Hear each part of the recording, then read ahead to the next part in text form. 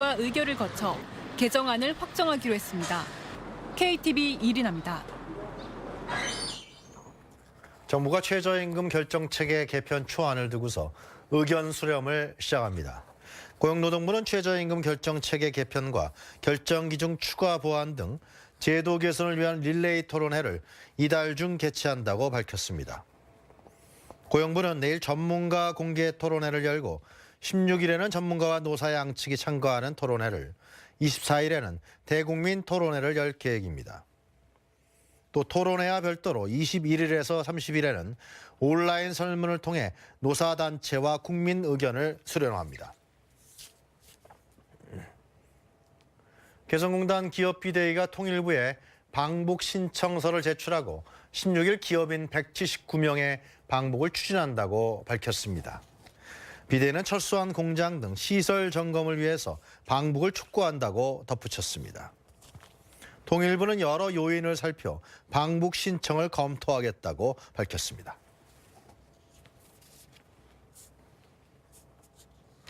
지방자치단체가 소유한 오래된 공공청사를 공공임대주택으로 개발하는 사업이 실시됩니다. 이 사업으로 8개 지역에 1000여 개의 행복주택이 들었습니다. 박찬영 기자입니다. 1983년 사용 승인된 제주 1도 2동 주민센터입니다. 울산 신정의 어린이집은 이보다 앞선 1980년 사용 승인된 건물입니다. 이 같은 도심 속 노후 청사들이 새롭게 탈바꿈합니다. 네, 우선 제주 1도 2동 주민센터는 주민센터와 함께 공영주차장 187개 면과 행복주택 120개 호가 건설되고 울산 신정의 어린이집 부지도 공영주차장과 행복주택 등이 들어섭니다. 정부는 천안과 김천, 포항, 정읍 등 총 8개 지역의 노후 공공청사를 새롭게 꾸며서 1,167호에 달하는 행복주택을 지을 예정입니다.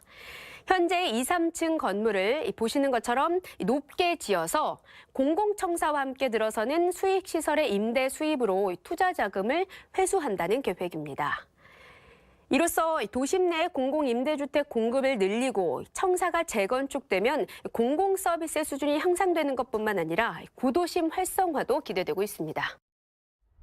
국토교통부는 이와 같은 방식으로 2022년까지 공공임대주택 10,000호를 공급할 계획입니다. 지난해 12월 서울 강남구의 건물 신축 공사장에서 발생한 화재입니다. 이 불로 공사장 인부와 인근 주민이 대피했고 전기 공급이 차단됐습니다. 지난 3일엔 천안시 차암동 차암초등학교 증축 건물 공사장에서 화재가 발생했습니다.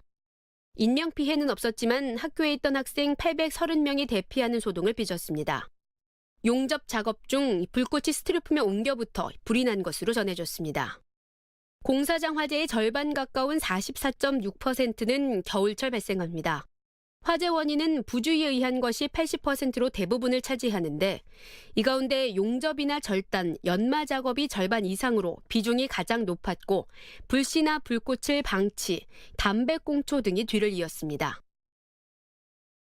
따라서 불티가 발생하는 작업은 가연성 자재가 있는 공간과 분리해서 실시하고 용접 방화포 등을 갖추고 작업해야 합니다. 또 공사 감독자는 필수 소방기구와 또 안전관리자를 배치해야 합니다. 흡연은 특성 장소를 지정해야 하고 함부로 담배꽁초를 버려서는 안 되겠죠. 소방청은 특히 공사장 근로자 중 외국인이 많은 만큼 안전교육과 함께 감독을 철저히 해야 한다고 당부했습니다. 지난해 8월부터 시행된 커피 전문점 매장 내에서의 일회용 컵 사용 제한. 여기에 새해부터는 대형마트와 대형 슈퍼마켓은 일회용 비닐봉지를 소비자에게 제공할 수 없습니다.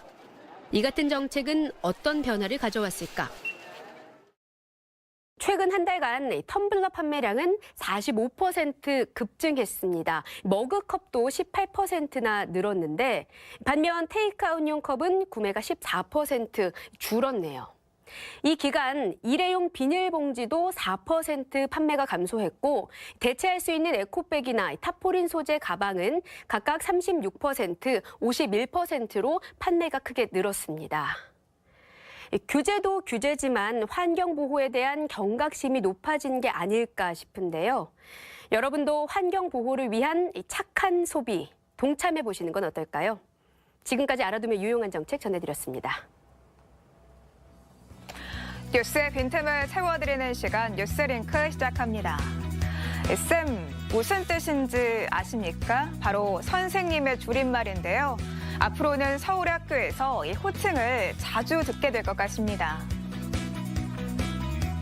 앞으로 서울시 교육청과 학교 직원들은 호칭에서 직급, 지위를 빼고 서로를 님이나 쌤이라고 부르게 될 예정입니다. 혁신학교를 중심으로 이런 방안이 시범 운영될 전망인데요. 예를 들어 교장 선생님이란 호칭 대신 선생님 이름에 님이나 쌤을 붙여 부르게 되는 것이죠. 서울시 교육청이 수평적 호칭 도입을 골자로 하는 조직문화 혁신 방안을 내놨기 때문인데요. 이달부터 본청 중심으로 운영하고 자발적인 참여를 유도하겠다는 계획입니다. 수평적인 호칭을 도입해 수직적인 위계질서 대신 존중하는 문화를 만들자는 취지라고 합니다. 앞서 전해드렸듯 오늘 경제활력대책회의에서 공유경제 활성화 방안이 논의됐습니다. 자주 접하지만 정확한 개념은 잘 몰랐던 단어죠. 공유경제 무엇인지 뉴스링크에서 자세하게 알아봤습니다. 공유경제는 물건을 소유하는 대신 여럿이 함께 쓰는 협력적 소비에 기반을 둔 경제구조입니다. 공유경제는 정보통신기술과 소셜미디어가 발달하며 활성화됐는데요. 인터넷이란 플랫폼을 통해 물건을 제공하는 사람과 이용하는 사람이 쉽게 연결됐기 때문입니다. 공유경제 사례도 다양한데요. 에어비앤비는 집을 공유하는 숙박 서비스고요. 우버와 그랩 등 차량 공유 서비스는 해외에서 활발하게 이용되고 있습니다. 공유경제는 자원 낭비를 줄이는 대안으로도 각광받고 있는데요. 소유가 아닌 대여, 가치의 전환 시대가 열리고 있습니다. 북한 김정은 위원장이 방중 일정을 마쳤습니다. 앞서 김 위원장은 갸오이타이 조어대에 묵었던 것으로 알려졌는데요. 어떤 곳일까요? 호수와 녹지로 뒤덮인 화려한 건물, 중국 베이징에 자리 잡은 국빈급 숙소 조어대입니다. 800여 년 전 금나라 장종이 이곳에서 낚시를 즐겨 물고기를 낚는 누대, 조어대란 이름이 붙었습니다. 황제들과 황실 친가들의 별장 역할을 해오다가 1958년 개조를 거쳐 국빈관으로 사용하기 시작했습니다. 1972년 미중 정상회담에 참석한 리처드 닉슨을 필두로 빌 클린턴 등 역대 미국 대통령이 이곳에 머물렀고요.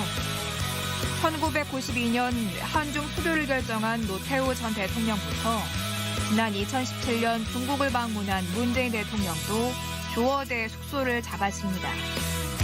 지금까지 조어대에 머물다 간 국빈은 약 1,200여 명. 조어대는 중국 근현대사 역사적 순간이 함축된 공간인데요. 중국을 방문한 각국 정상들의 외교 무대로도 주목받고 있습니다. 지금까지 뉴스링크였습니다.